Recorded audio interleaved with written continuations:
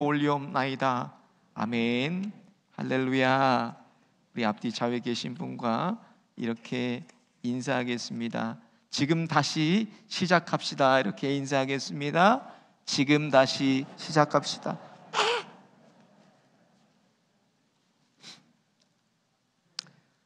현주원하는 복음주의 신학자 중에서 가장 고령일 거예요. 찰스 윈돌이라는 목사님이 계시는데, 전 달라스 신학교 총장이셨는데 책을 많이 쓰셨어요.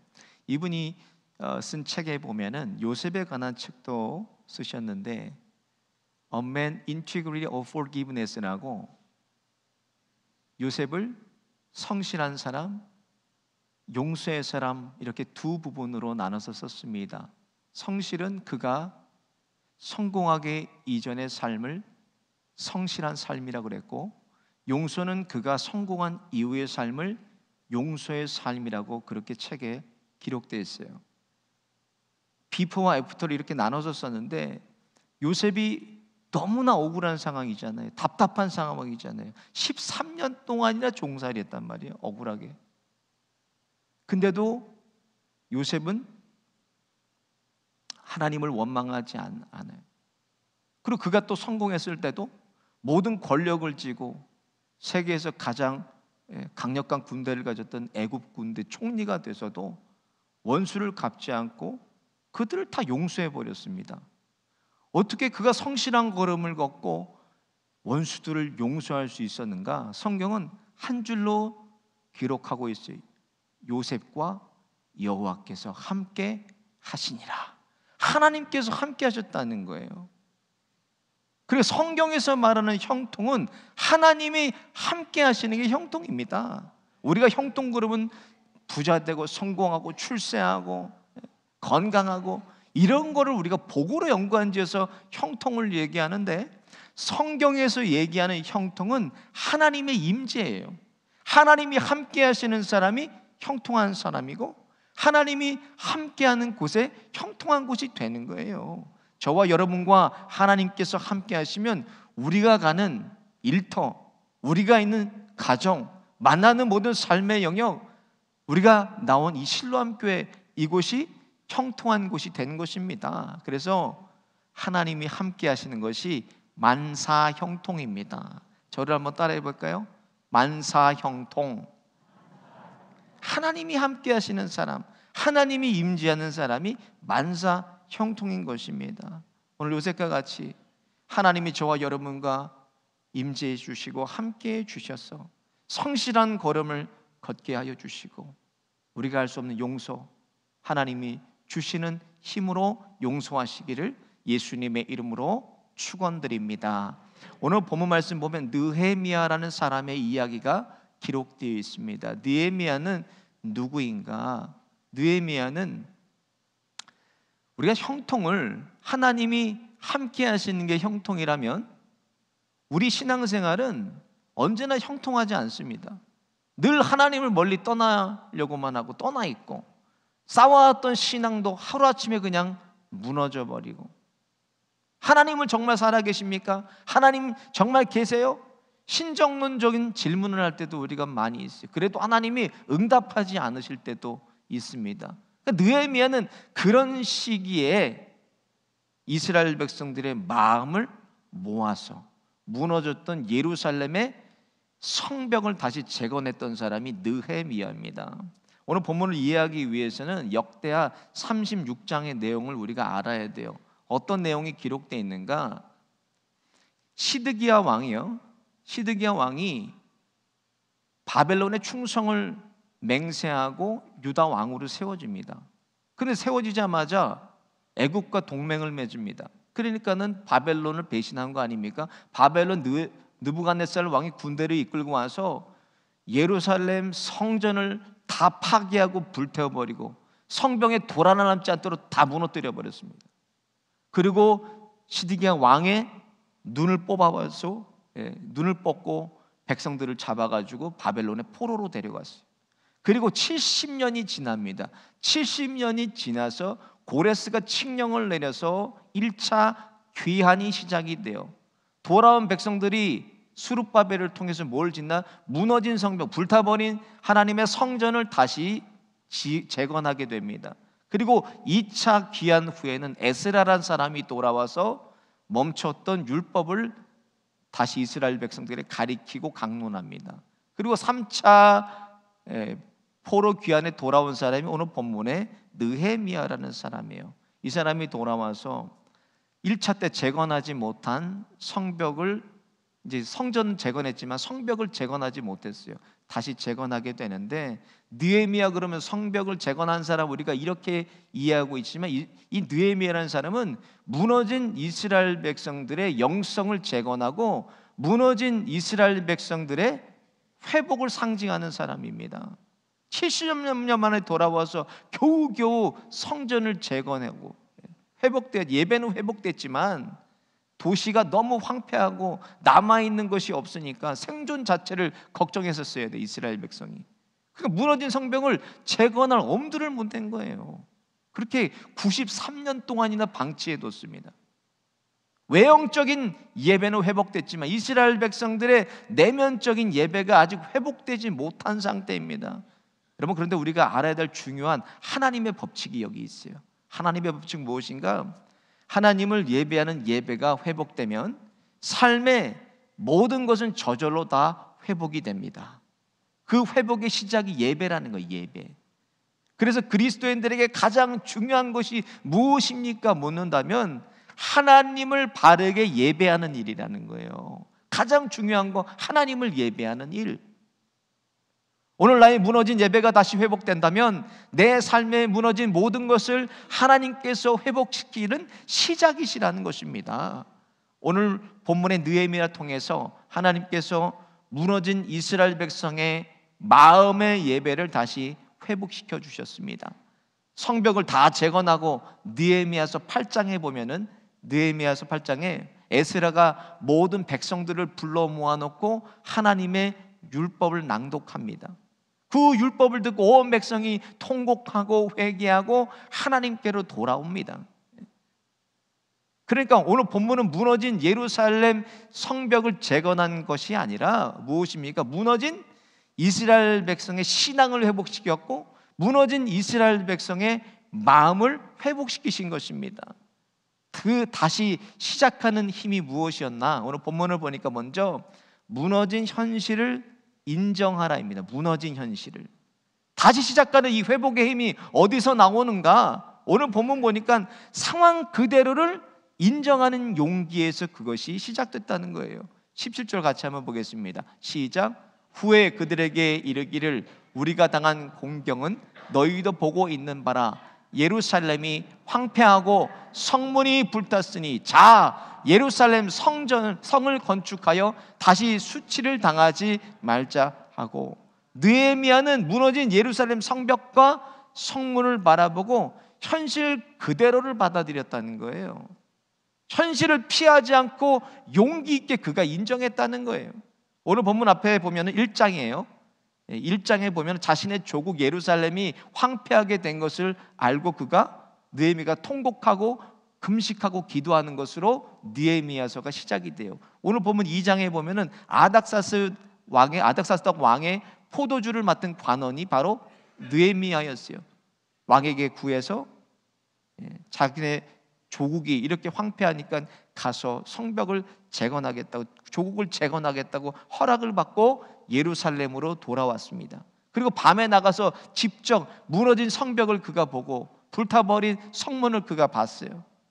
그리고 오늘 본문에 모든 유다의 방백들과 귀족들과 제사장들을 다 모아놓고 백성들도 다 모아놓고 17절에 무너진 예루살렘 성벽을 건축하자, 성을 건축하자 선언했습니다.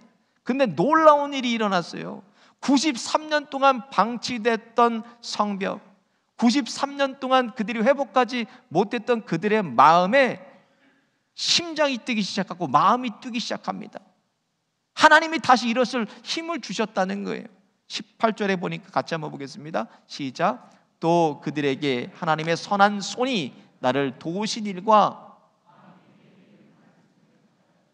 그들의 말이 일어나 건축하자 하고 모두 힘을 내어 이 선한 일을 하려 하매 무너지고 주저앉았던 백성들이 다시 힘을 얻고 일어서서 건축하자 했다는 거예요. 다시 재건하자. 하나님 앞에 하나님 저 괜찮아요, 할만합니다, 살만합니다. 여러분, 이것은 전지전능하신 하나님을 우리가 외면하고 무시하는 겁니다. 하나님 저 힘들어요, 하나님 저 무너졌어요, 하나님 저는 더 이상 제 힘으로는 안 되겠어요. 내가 내 현실을 인정하고 고백하는 용기가 필요하다는 거예요. 최근 들어서 중독성 질환이 급증하고 있다고 합니다. 알코올 중독, 약물, 도박, 인터넷 중독, 여러 중독 질환들이 전 세대에 고르게 나타나고 있다고 합니다. 이 중독 질환을 치료하는 데 있어서 가장 중요한 치료 요소가 무엇인가? 자신의 상태를 인정하는 데서 치료가 시작된다는 거예요. 자신 스스로가 나는 내 스스로 통제할 수가 없어, 내 힘으로 통제가 불가능해 라고 선언하고 병원을 찾을 때 치료가 시작이 됩니다. 마찬가지로 우울증이나 불안장애도 나는 아프다고 내가 인식하고 전문가를 찾을 때 약물 치료나 상담이 시작이 됩니다. 저 또한 당뇨가 시작이 됐어요. 그래서 제가 저 당뇨 있습니다 라고 얘기를 했는데, 말하고 나서부터 성도님들이요, 뭐 이렇게 좀 먹으라고 저를 권유하지가 않아요. 지난주에 우리 찬양대 파티가 있어서 갔더니 그 맛있는 것을 제 앞에 딱 놨다가 목사님 당뇨일지 확 쪄버렸어요. 저 요즘 조절이 잘 됩니다. 그냥 맛있는 거 주셔도 상관없습니다. 여러분, 다윗도 보세요. 하나님 앞에 절도, 간음, 살인을 저질렀어요. 언제 하나님이 다윗을 회복시키십니까? 다윗 스스로 자신의 무너진 상태를 용기 내서 하나님 앞에 가지고 나올 때 하나님 회복시키십니다. 회개도 용기가 있어야 돼요. 하나님 앞에 가지고 나올 용기가 있어야 하나님이 회개 영도 부어주시는 거예요. 같이 한번 보겠습니다. 시편 32편 5절 시작. 내가 이르기를 내 허물을 여호와께 자복하리라 하고 주께 내 죄를 아뢰고 내 죄악을 숨기지 아니하였더니 곧 주께서 내 죄악을 사하셨나이다. 셀라. 자신의 죄악을, 연약함을, 무너진 상태를 숨기지 않고 용기 내서 하나님 앞에 가지고 나왔다는 거예요. 누가복음 15장에 보면 탕자의 이야기가 기록이 되어 있습니다. 탕자는 아버지가 살아계신데도 가서 내 유산을 달라고, 그 유산을 받아가지고 먼 타국에 가서 다 탕진해버렸어요. 남은 게 없습니다. 먹을 게 없으니까는 그러는데 사람들이 돼지도 먹는 쥐염염에도 주질 않는 거예요. 그때 탕자가 용기를 내서 말합니다. 한번 같이 볼까요? 18절 시작. 내가 일어나 아버지께 가서 이르기를 아버지, 내가 하늘과 아버지께 죄를 지었사오니. 오늘 저와 여러분의 무너진 가정, 무너진 건강, 무너진 관계, 무너진 사업, 무너진 일터, 무너져서 방치된 것들 하나님 앞에 그대로 다 용기 내 꺼내놓으시기를 바랍니다. 여러분, 저와 여러분의 인생에 무너진 성벽이 무엇입니까? 하나님 앞에 꺼내놓고 그것을 인정할 때 하나님께서 저와 여러분을 다시 일으켜 세워주실 것입니다. 두 번째로 하나님의 손으로 다시 시작하십니다. 하나님이 18절을 보니까 또 그들에게 하나님의 선한 손이 나를 도우신 일과 왕이 내게 이른 말씀을 전하였더니 그들의 말이 일어나 건축하자 하고 모두 힘을 내어 이 선한 일을 하려 하매, 이렇게 기록되어 있는데 여기서 하나님의 손, 이것을 원문으로 찾아보니까 야드 엘로힘이라고 되어 있어요. 뜻은 하나님의 능력, 하나님의 활동, 이렇게 풀이가 되어 있습니다. 거기에 선한이라고 붙더니 선한, 하나님이 선한은 무엇인가? 하나님의 능력, 하나님의 활동을 강조하는 것이기 때문에 풀이하면은 전적인 하나님의 능력, 전적인 하나님의 활동으로 해석할 수가 있습니다. 그래서 무너진 가정의 회복과 무너진 신앙의 회복과 무너진 말씀의 기도의 회복과 무너진 관계, 건강, 일터, 삶의 회복은 하나님만이 하실 수 있는 일입니다. 사람이 할 수 있는 일이 아니에요. 그래서 하나님이 하십니다. 저를 따라해 보겠습니다. 하나님이 하십니다. 그러니까 하나님의 손은 어떤 손이라는 것입니까? 성경에서 하나님의 손은 이렇게 기록되어 있어요. 시편 19편 1절에 보니까 하나님이 하늘의 영광을 선포하고 궁창이 그의 손으로 하신 일을 나타내는도다. 무슨 손입니까? 창조의 손이에요. 만물을 하나님께서 하나님 손으로 창조하시고 하나님 손으로 만물을 다스리신다는 것입니다. 또 신명기 7장 8절에 보면 여호와께서 다만 너희를 사랑하심으로 말미암아 또는 너희의 조상들에게 하신 맹세를 지키려 하심으로 말미암아 자기의 권능의 손, 그 손으로 너희를 인도하여 내시되 너희를 그 종 되었던 집에서 애굽 왕 바로의 손에서 속량하셨나니, 이렇게 기록되어 있는데 하나님의 손으로 기적을 베푸셨고 하나님의 손으로 죽은 자를 살리셨고 하나님의 손으로 병든 자를 일으키시고 귀신을 내어 쫓으셨다는 거예요. 또 마태복음 14장 19절에 보면 떡 5개와 물고기 2마리를 가지사 하늘을 우러러 축사하시고 떼어 제자들에게 주심에 제자들이 무리에게 주니, 이렇게 기록이 되어 있는데 예수님 손에 들린 떡 5개와 물고기 2마리로 5,000명을 먹이시고 12광주리가 남았습니다. 또 하나님의 손은 성경에 기록된 대로 악인들을 심판하시고 악인들을 그의 손에서 멸하실 것입니다. 여러분, 근데 인간의 손은 어떤 손입니까? 인간의 손은 무너뜨리고 망가뜨리는 손이 우리 손입니다. 여러분, 스페인의 미세리코르디아 성당에 가면요 120년 전에 그린 예수님의 초상화가 있어요. 문화유산으로 등재되어 있는데 요한복음 15장에 보면 빌라도가 그 사람을 보라, 이 제목이 그 사람을 보랍니다 라고 얘기하는데 그것을 보고 그림을 그린 거예요. 근데 저기 시간이 지나니까요 많이 이제 습기를 통해서 시간의 흔적으로 오른쪽처럼 저렇게 많이 훼손이 됐어요. 근데 80세의 할머니가, 성당 다니는 할머니가 내가 저거를 보고 늘 안타까워하는 거예요. 내가 저거를 좀 복구해놔야지, 방식으로 복구해놔야지. 근데 자기 방식으로요 이 할머니가 아무도 없을 때 가가지고 예수님의 초상화를 복구해놨는데 이렇게 복구해놨어요. 이 사람을 보라가 아니라 패러디가 원숭이를 보라가 됐어요. 예수님 얼굴이. 오늘 본문에도 보니까 하나님이 세우셨던 하나님의 성전, 성벽 사람의 손으로 무너뜨렸습니다. 가정도 신앙도 관계도 건강도 일터도 삶도 예배도 기도도 우리의 손으로 무너뜨리기가 쉽다는 거예요. 여러분, 그것을 다시 재건하고 다시 일으켜 세우시고 다시 하나님께서 힘 주시는 것은 하나님의 손. 그래서 우리는 하나님의 은혜가 필요합니다. 내 힘으로는 어느 정도 할 수 있어요. 내 힘으로는 어느 정도 살 수 있습니다. 내 힘으로는 어느 정도 우리가 올라갈 수 있어요. 근데 그 모든 것을 초월하는 놀라운 기적과 역사는 하나님의 손으로만 하실 수 있는 것입니다, 여러분. 그래서 모든 일에 하나님의 도우시는 손길, 하나님의 은혜의 손길이 우리가 필요한 것입니다.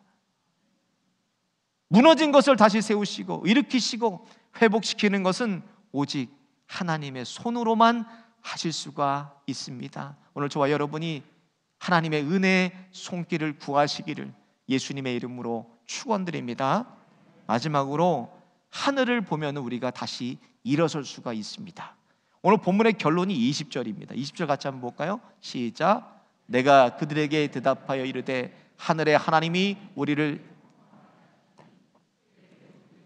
일어나 건축하려니와 오직 너에게는 예루살렘에서 아무 기업도 없고 권리도 없고 기억되는 바도 없다 하였느니라. 17절까지 바라본 예루살렘 성, 어떤 성이었습니까? 무너진 성이에요.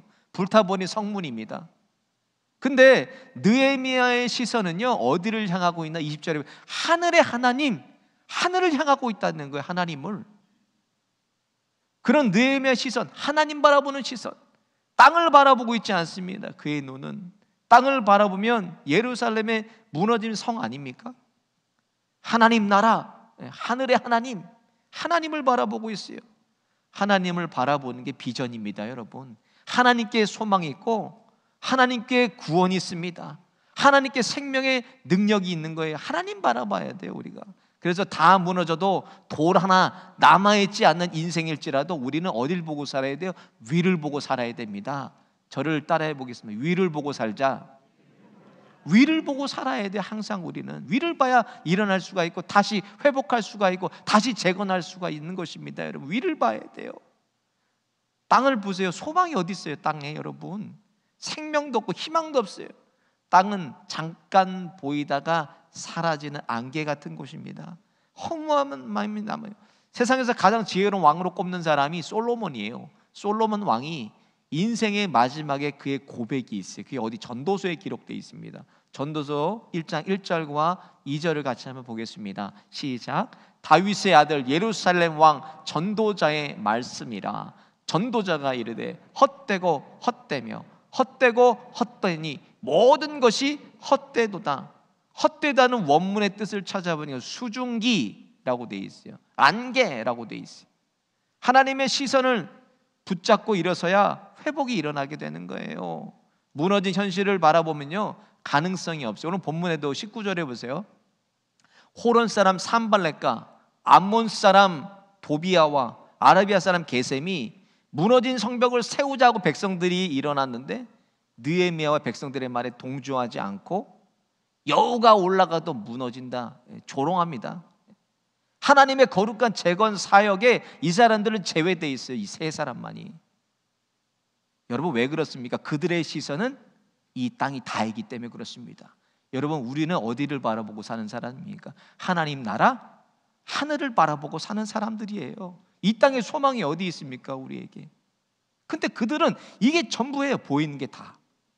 하나님을 바라보지 않고 땅을 바라보니까 느헤미야와 백성들의 말은 사람의 말로만 들은 것입니다.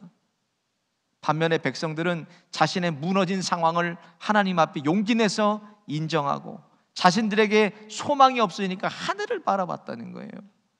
뒤에 이제 3장에 보면 온 백성들이 일어나서 집 밖으로 나옵니다. 그래서 어디부터 성벽을 재건하나 자기 집 앞에 무너진 성벽부터 재건하기 시작합니다. 그곳에서부터 시작이 돼요. 하나님의 역사는요 대단한 곳에서 시작되지 않습니다. 저와 여러분이 서 있는 그 자리에서 시작이 되는 거예요. 여러분 보세요. 우리 교회 공동체를 보세요. 교회 부흥도 마찬가지입니다. 실로암교회 여러분 대단한 분 계세요? 대단한 부자가 우리 교회에 있어요? 뛰어난 아주 석학들 여기 계십니까? 제가 5년을 섬기고 교회를 바라보니까 그런 분들은 우리 교회에 안 계세요. 근데 자신을 희생하는 한 분이 계세요. 우리 교회에. 남들보다 더 봉사해서 남들을 편안하게 해주는 한 분이 우리 교회에 계세요. 또 볼 때마다 저희들을 손 잡아주시고 수고한다고 애쓴다고 위로하고 격려해 주시는 한 분이 계세요. 다 자고 있을 때 깨어서 교회에서 여러분들을 위해서 기도하시는 한 분이 계세요. 그런 분들이 한 분 한 분 모여서 실로암 교회가 이렇게 세워졌고 서로 사랑하고 섬기는 나누는 공동체로 지금 부흥한 것입니다. 하나님께 소망이 있고 구원이 있고 하나님께만 회복이 있어요. 무너진 자리에서 황폐한 상황만 현실을 바라볼 것이 아니라 하늘을 보며 다시 일어설 때 저와 여러분의 무너진 자리에 꽃이 피고 열매가 맺히는 생명의 자리로 회복될 것입니다. 한 주간도 눈을 들어서 하나님을 바라보시기를 바라요. 절망과 폐허의 자리가 회복과 은혜의 자리로 다시 일어서는 힘을 얻으시기를 예수님의 이름으로 축원드립니다. 오늘 말씀 생각하시면서 함께 찬양하고 기도하겠습니다.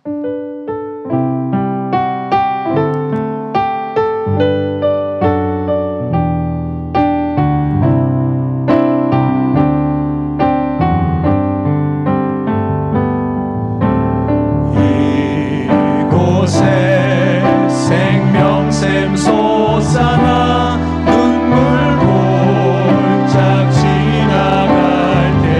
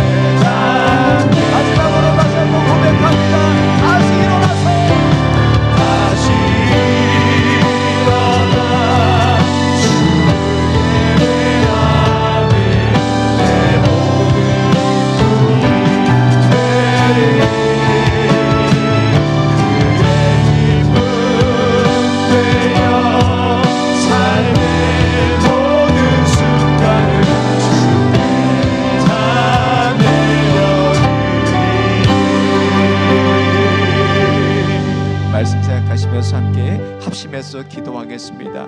하나님, 절망과 폐허 속에서도 하나님 바라볼 때 다시 일어날 힘 주시고 저희 안에 예배와 기쁨이 다시 한번 회복되게 하여 주옵소서. 무너진 현실을 하나님 앞에 인정하게 하여 주시고 하나님의 도우시는 손을 구하게 하여 주셔서 무너진 자리에 다시 생명의 꽃이 피어나게 하여 주옵소서. 주여 한번 부르짖고 합심해서 함께 기도하겠습니다. 주여